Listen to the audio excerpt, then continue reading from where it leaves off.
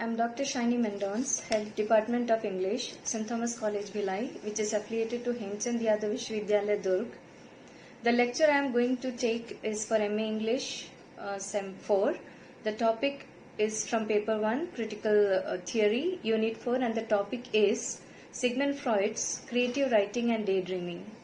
So, I begin with the introduction part. The essay Creative Writers and Daydreaming is a psychoanalytic literary theory written by founding father of psychoanalysis Sigmund Freud, and the core element of psychoanalysis is dream. In this essay, Freud explains how daydreaming, that is fantasy, is instrumental in expressing the psyche and the secret unconscious desires and anxieties of author. So in slide 1, I am going to give a brief introduction of Sigmund Freud, and there you can see when he was born, that is in the year 1856, and his full name was Sigismund Schlomo Freud, and he was a German-born Austrian neurologist and the founder of psychoanalysis, a clinical method for treating psychopathology through dialogue between a patient and a psychoanalyst. So if we are going to the definition of psychoanalysis also, we see that it is a discipline devoted to the study of psychic and psychic life, aiming to cure diseases of the soul. In founding psychoanalysis, Freud developed therapeutic techniques such as free association, transference, Oedipus complex as the central tenet of psychoanalytic theory. So before we start with psychoanalytic theory, it is very important that we understand what is dream theory, because psychoanalysis is all related with dream. So we find that Freud was the first psychologist to study dream. His analysis of dream or wish fulfillment provided him the model for critical analysis of symptom formation and underlying mechanism of repression. His first dream, which is named as Irma's injection after the name of the patient whom he cured of her mental illness, was the turning point in his life to understand the importance of unconscious. He developed dream theory, which was published in his book, The Interpretation of Dream. So when we study psychoanalysis, we find that this particular book, that is The Interpretation of Dream, in which he has mentioned about dream, is very important aspect in psychoanalysis. Now when we are coming to the influence of psychoanalysis, which we can see in second slide, we see that psychoanalysis was born out of the self-analysis undertaken by Freud. His rigorous attempt at elucidating of his own dream is a universal attempt for understanding the human psyche and a form of therapy. Freud, the father of psychoanalysis, has revolutionized the science of psychology. He is regarded as one of the few seminal thinkers who have had most influence on life and literature of 20th century. After World War I, Freud spent less time on clinical observation and tried his hand on applying his psychoanalytic theory on art, history and literature. He used this theory to interpret piece of work, conflicts of its author, or conversely to construct the author's psyche. Now when we are coming to the circumstances that led to the composition of creative writing and daydreaming, we find that Freud was a well-read man in literature. So definitely he was interested in many of the works of literature of that time. So his psychoanalytic study of Gradiva, a German novel which was written by Wilhelm Jensen, was the first systematic attempt in depth, and Freud was impressed with how readily the imaginative work lent itself to psychoanalytic interpretation. Thus, a few months later, that is in 1908, he was invited by the Viennese publisher, his name was Hugo Heller, to deliver a lecture, and here he got an opportunity to organize his thoughts about psychoanalytic contribution to literature through a talk entitled Creative Writing and Daydreaming. So here we find how this essay was, in a very informal way he started it, and how it was used in psychoanalysis of literature. Freud expressed his debt to creative artists, especially in reporting his case histories. He felt himself engaged in a task similar to that of imaginative writers. He says, "The poets and the philosophers before me discovered the unconscious, and what I discovered was the scientific method by which the unconscious can be studied." This informal talk was published as a short essay and eventually republished in the anthology, The Freud Reader. So, this is how the essay was composed, and the circumstances was that he was invited by the publisher. Now we are coming to the introductory part of the essay, that is creative writing and daydreaming. We find that the essay begins in a very informal way, like an interrogator. Freud begins the essay, creative writing and daydreaming, by raising two questions. First question is, from where does the creative writer draw his material? And the second is, how do they evoke emotions in us through their writing? So we find this question reminds us of Cardinal, Italian duke, who asked the same question to Ariosto, who was a poet of Italy. And Freud answers to the first part. So we can say that this essay is divided into two parts. First, from where the source is taken, and second is how the writers evoke emotion in the writing. So we are going to start with the first part, and we find that Freud takes an imaginary activity which is very common between a child and an adult. Freud takes the activity to lessen the distance between common man and creative writer. So Freud strongly believed every man is poet at heart, and in order to explain the above statement, he takes an activity which is close to creative writing. He cites an imaginary activity which is best loved by children, and that is their game or their play, you can say, and compares it to adult fantasy, which he calls daydreaming, which is the result of unfulfilled desire. So Freud here synthesizes the parallel between creative writing and play, that is child's play. The child at play behaves like a creative writer in that he creates a world of his own, rearranges the things of the world in a new way, and whichever way it pleases him, and he takes all the matter very seriously and invests a lot of emotion into it. But he is very careful that he distinguishes this creative world or imaginative world with reality. He links his created world to reality, and the things that he links is all the tangible and visible things. Similarly, the creative writer also, like the child who is at play, creates an imaginary world, but the only difference is that he also uses his emotion. He creates plot, narration, or invents character and all those things. He also links his imaginative world with tangible objects of the world, thus separating it from reality. But the only difference is that the creative writer has the benefit of using embellished language in his work to describe his unreal world.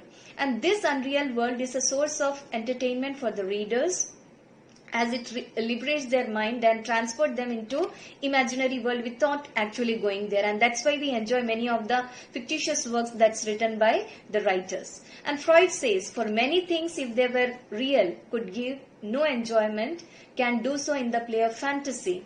So we find that after showing similarity between the world of a child and an adult, or child's play and adult fantasy, he is now bringing about a contrast between reality and fantasy. He says that as a child grows, he understands the realities of the life and goes through mental situation. And when he is in that mental situation, he looks for things that has given him pleasure, and that is the childhood pleasure. So as a result of this frustration, the adulthood take him to the world of fantasy, and that is daydreaming.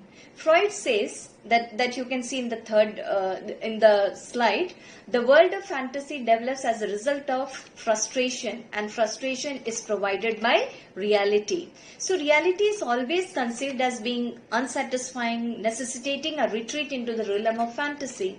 So it is clear that reality is always unsatisfying, and that's why we all enter into the realm of fantasy. Now the question is, what is daydreaming and what is its significance? So here you find that in order to explain the significance of daydreaming, or what daydreaming is, he tells us that the only wish, he is providing a very contradictory statement here, that the only wish of a child at play is that he wants to be big and grown up. And what we find is that his desire is fulfilled. But the desire of the grown up, that is, he want to fulfill his wish, or he want to enjoy the play like the child, we find that wish is not fulfilled. So it is a contradictory statement that you find here, that one can fulfill the dream, that is, the child can fulfill the dream by in his imaginary world by being big and grown up, but the grown up man, he cannot enter into the world of child. So here we find that he says that, and this leaves him frustrated, and that's the reason of daydreaming or fantasy. When a grown-up man's wish is not fulfilled, he definitely goes back into the days of his childhood, from where he got pleasure. And Freud says that, according to psychology, Freud says that during childhood, the child plays with mother's body, but later on identifies himself with any of the respective gender, you can say.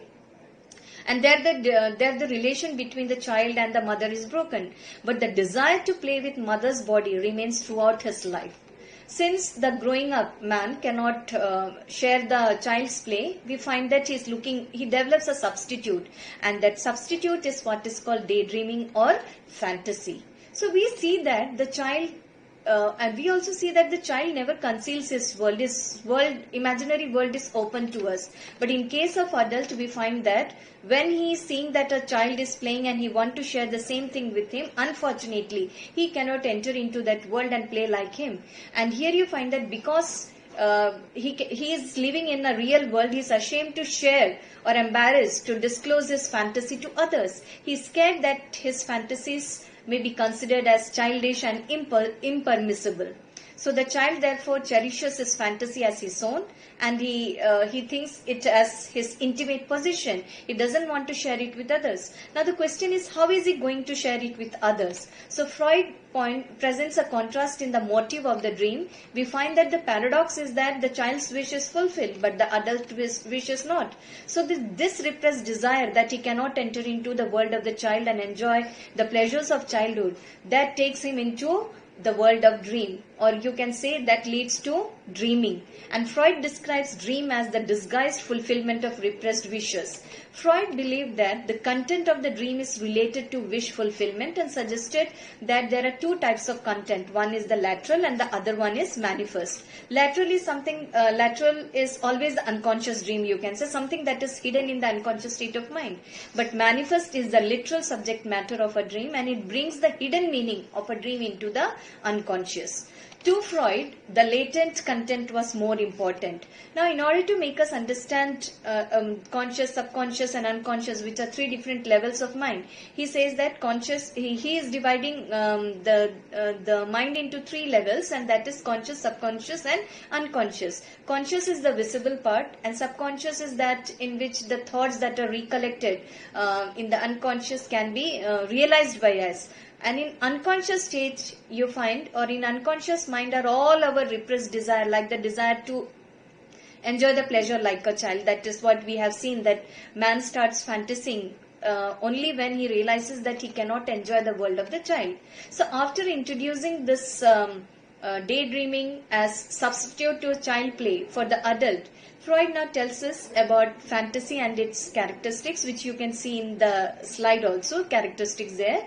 Freud says, a happy man never fantasies, only an unsatisfied one. Since daydreams, like night dreams, function as wish fulfillment, Freud makes it very clear that the source of fantasy are also unsatisfied wishes, and every single fantasy is wish fulfillment.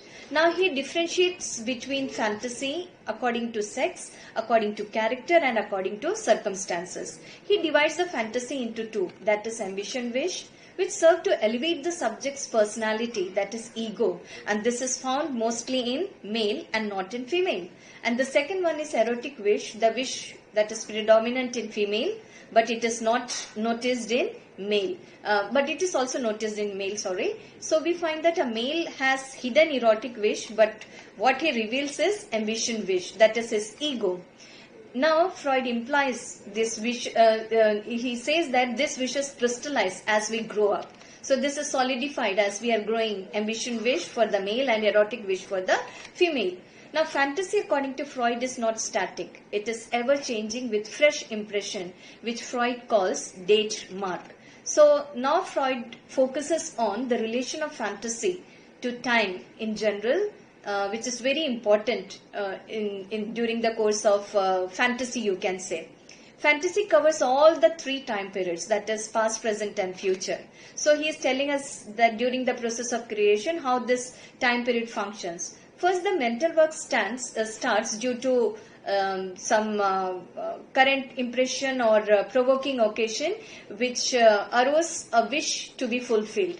Now, this is the first stage, that looking at some occasion or some provoking incident, the mental work starts working. And in order to fulfill the desire, that is what we have seen, an adult is looking at a child, he has a desire to enjoy the play, but he is stopping himself. So somewhere or the other, his repressed wish is there in his unconscious state of mind. So his mental work has started as soon as he is seeing the child playing.